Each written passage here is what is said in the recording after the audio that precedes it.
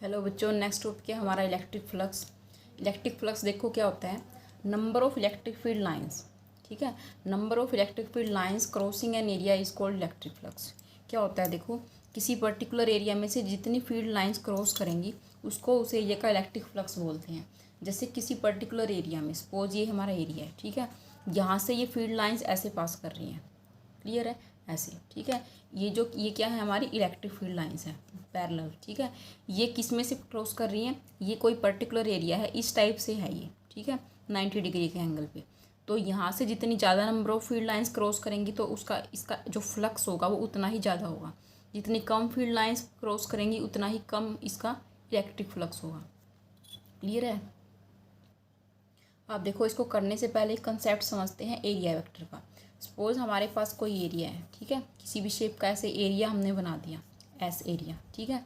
अगर इसके अंदर हम कोई स्मॉल एरिया कंसिडर करें, इस तरह से हमारे पास एक स्मॉल एरिया हमने कंसिडर किया है, suppose this is D S, ठीक है।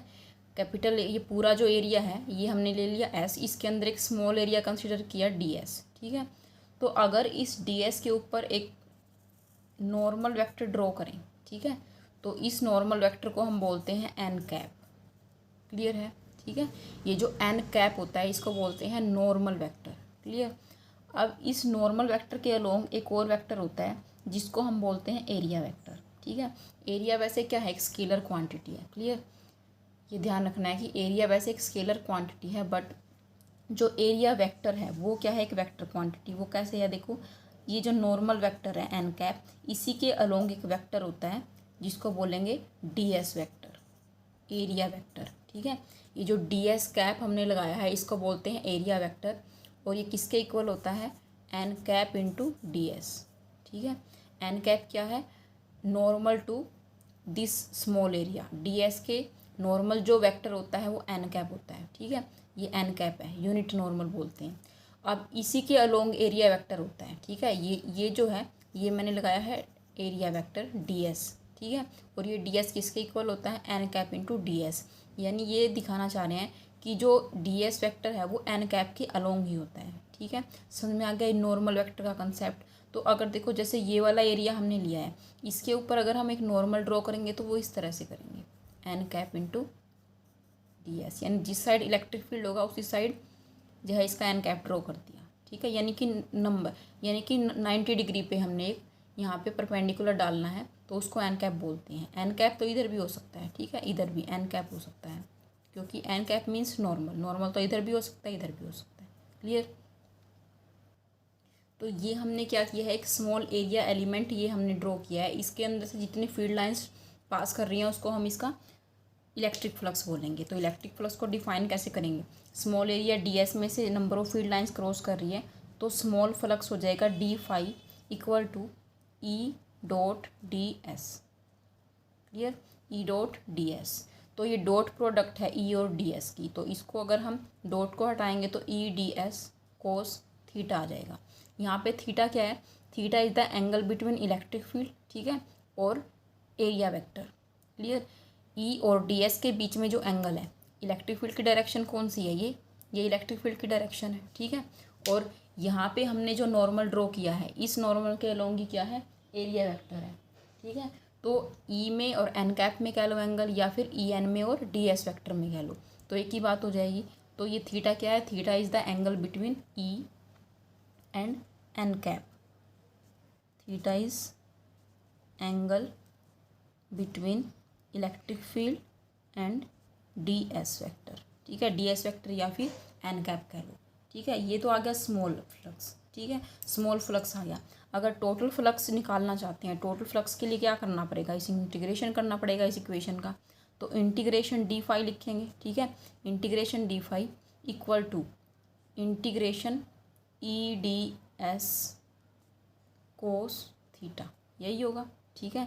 अब देखो, integration E D S cos theta, यानी एस के रिस्पेक्ट में यहाँ पे इंटीग्रेशन कर रहे हैं।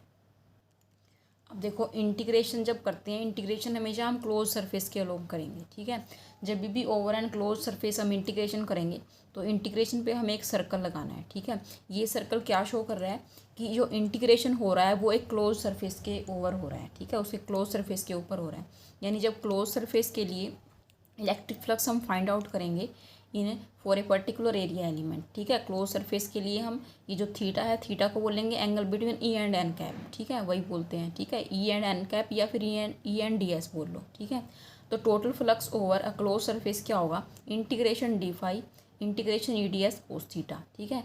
यानी अगर सर्कल नहीं लगाते तो उसको हम बोलते हैं ओपन इंटीग्रल, अगर ओपन सरफेस है तो इसके ऊपर सर्कल लगाने का मतलब ये है कि यहाँ पे हम ओवर ए क्लोज सरफेस यहाँ पे इंटीग्रेशन कर रहे हैं। क्लियर। तो total electric flux phi is equal to क्या हो जाएगा, integration over close surface E D S cos theta. Clear. तो ये होता है हमारा फ्लक्स, टोटल फ्लक्स। ओके। अब देखो फ्लक्स ज़ीरो भी हो सकता है, ठीक है, और मैक्सिमम भी हो सकता है। ये किस पे डिपेंड करता है, ये थीटा एंगल पे डिपेंड करता है कि थीटा हमारा 0 है या 90 है, ठीक है, या फिर और कोई और एंगल है। अब देखो अगर थीटा हमारा 0 हो, थीटा 0 कब होगा, अब देखो ये जो इक्वेशन लिखी है ये हमने किसके लिए लिखा है, एंगल थीटा के लिए। एंगल थीटा कब होगा, सपोज देखो इलेक्ट्रिक फील्ड हमारा इस तरह से है, ये इलेक्ट्रिक फील्ड लाइंस है, और यहाँ पे हमने जो एरिया ले रखा है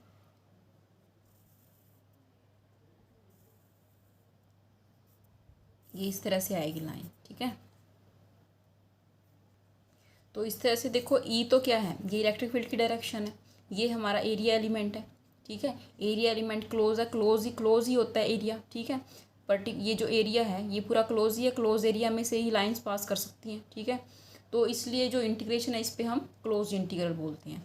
तो अब देखो यहाँ पे ई की डायरेक्शन तो ये है, और यहाँ पे अगर हम एक नॉर्मल ड्रॉ करें एन कैप तो इस तरह से हो जाएगा, ठीक है, एन कैप ये हो जाएगा। अब देखो ई में और एन कैप में ये एंगल हमारा थीटा है। क्लियर। तो ये एंगल थीटा है, तो इसके लिए जनरल इक्वेशन फ्लक्स की क्या है, integration E D S cos theta, ठीक है। अब ये थीटा अगर क्या हो जाए, 0 हो जाए। थीटा 0 कब होगा, अगर इलेक्ट्रिक फील्ड और एन कैप एक ही डायरेक्शन में होंगे।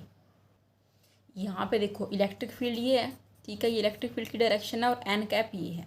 यहाँ पे ई और एन कैप यानी कि जो एरिया एलिमेंट होगा यहाँ पे एन कैप डी एस, उसमें दोनों में एंगल कितना है, ये 0 ही है, दोनों एक ही डायरेक्शन में है। तो यहाँ के केस में थीटा क्या है, 0।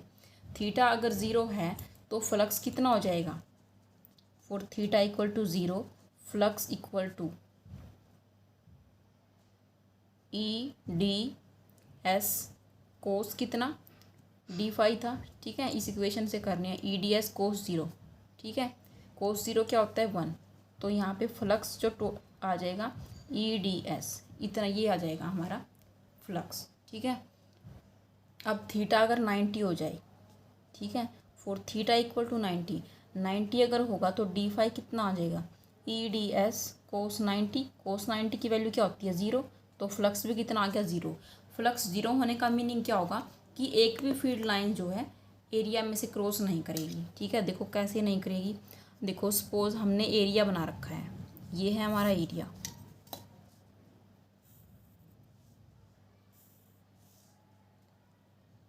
ठीक है, ये है हमारा स्मॉल एरिया। क्लियर। अब नंबर ऑफ फील्ड लाइंस अगर इस तरह से हों, जो इलेक्ट्रिक फील्ड की डायरेक्शन है हमारी ऐसे हो जाएगी,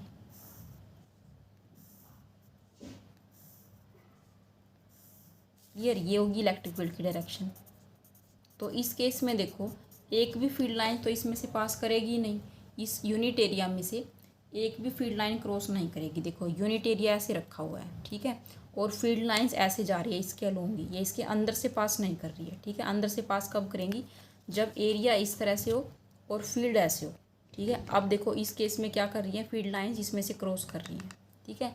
यहाँ पे क्या था, एरिया तो ऐसे ही रखा हुआ है, एरिया ऐसे रखा हुआ है, फील्ड लाइंस भी क्रॉस कर रही हैं, लेकिन वो ऐसे एक पर्टिकुलर एंगल पे कर रही हैं, ठीक है। यहाँ पे एंगल थीटा पे कर रही हैं, लेकिन यहाँ पे एरिया जो है एरिया ऐसे ही रखा हुआ है और फील्ड लाइंस भी ऐसे जा रही हैं, ठीक है। फील्ड लाइंस ऐसे जा रही हैं, एरिया को चाहे ऐसे रख लो, ठीक है, चाहे इस तरह से रखो। तो लेकिन अगर इलेक्ट्रिक फील्ड हमने इस तरह से लगा रखा है इसी के अलोंग, तो फील्ड लाइंस तो इसमें से क्रॉस कर ही नहीं पाएंगी, ठीक है। यानी 0 इलेक्ट्रिक फील्ड लाइन यहाँ से क्रॉस कर रही है। तो इस केस में क्या होगा, इस केस में जो फ्लक्स है वो होगा 0। क्लियर। तो D phi is zero in case of theta equal to 90 degree. अब देखो फ्लक्स के बारे में इम्पोर्टेंट बात क्या है कि जो फ्लक्स है ये एक स्केलर क्वांटिटी है। Electric flux is a scalar quantity. Scalar quantity है। अगर इसकी एसआई यूनिट देखें, एसआई यूनिट क्या होगी इसकी, ई डॉट क्या होती है, ई डॉट डी एस। ठीक है, इलेक्ट्रिक फील्ड की यूनिट लिखनी पड़ेगी और एरिया की यूनिट लिखनी पड़ेगी। तो इलेक्ट्रिक फील्ड की क्या होती है, न्यूटन पर कूलम। ठीक है, न्यूटन पर कूलम होती है। एरिया की क्या होती है, मीटर स्क्वायर। क्लियर। तो ये क्या आ गई हमारी यूनिट, न्यूटन मीटर स्क्वायर पर कूलम। ये आ गई फ्लक्स की एसआई यूनिट। डायमेंशन फॉर्मूला कैसे निकालेंगे, देखो फ्लक्स क्या है, ई डी एस। ठीक है, इलेक्ट्रिक फील्ड इनटू एरिया है। क्लियर। तो इलेक्ट्रिक फील्ड को क्या लिख सकते हैं, एफ इज इक्वल टू क्या होता है, क्यू इंटू ई। और तो ई क्या होगा, F upon Q, force upon charge. और यहाँ पे एरिया है, तो फोर्स का डायमेंशन फॉर्मूला क्या होगा, एम एल टी की -2 होगा। तो यहाँ एम एल टी की -2 लिखेंगे। अपॉन क्या है, चार्ज है। ठीक है, तो चार्ज का डायमेंशन फॉर्मूला क्या होता है, ए इंटू टी। ये नीचे है तो इसको ऊपर लेके आएंगे तो इसकी पावर -1 हो जाएगी। क्लियर। इंटू एरिया, एरिया की क्या होती है, एल की 2। समझ में आ गई। तो ये हो गया एम, एल की 1 है, यहाँ पे एल की 2 है, तो एल की कितनी होगी, 3।